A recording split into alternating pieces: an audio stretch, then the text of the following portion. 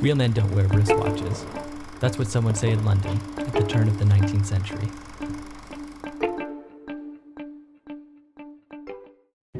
You wouldn't think that today, as wristwatches have regained in popularity with both men and women, especially with the rise of smartwatches.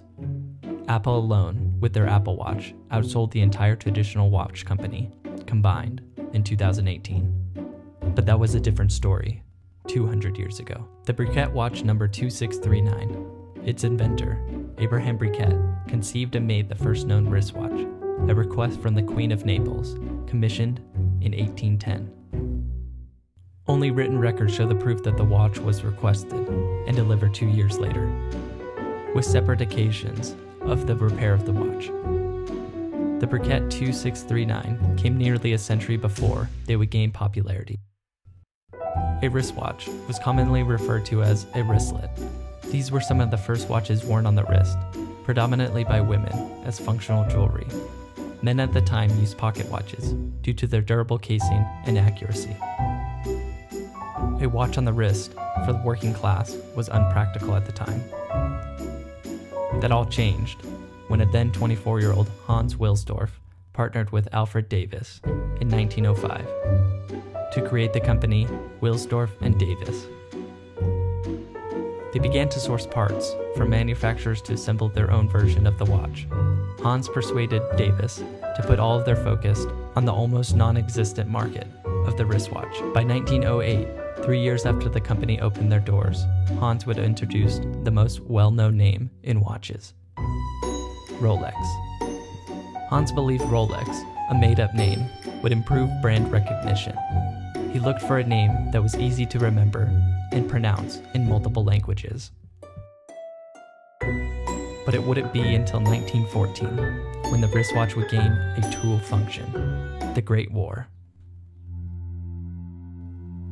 Wristwatches were worn on the field by both soldiers and officers alike, with Rolex being one of the brands brought to the trenches.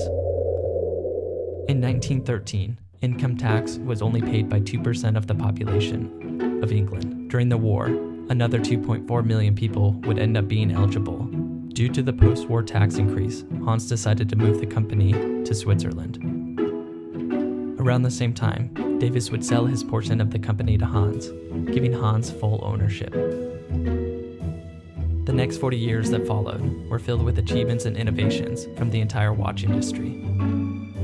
Before his death in 1960, Hans would set up a charity, the Hans Wilsdorf Foundation, and give entire ownership of the Rolex company to the charity.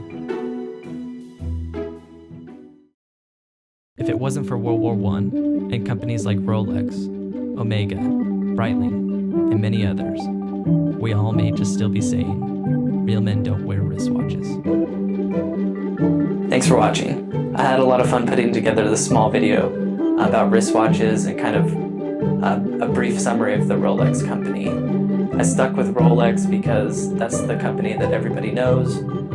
If you're not into watches or not a watch person, there aren't too many other brands that have kind of broken that gap where people can recognize it even though they're not into watches. So thanks for watching, and I really appreciate the time. Je suis venu à Genève après la Première Guerre, en 19, avec des absences par des voyages que je fais dans le monde entier. J'ai fait le tour du monde 3 fois, et dans tous les pays du monde, je connais un peu tous les peuples et tous les goûts, ce qui naturellement a aidé beaucoup à connaître aussi les nécessités de faire des montres qui plairaient.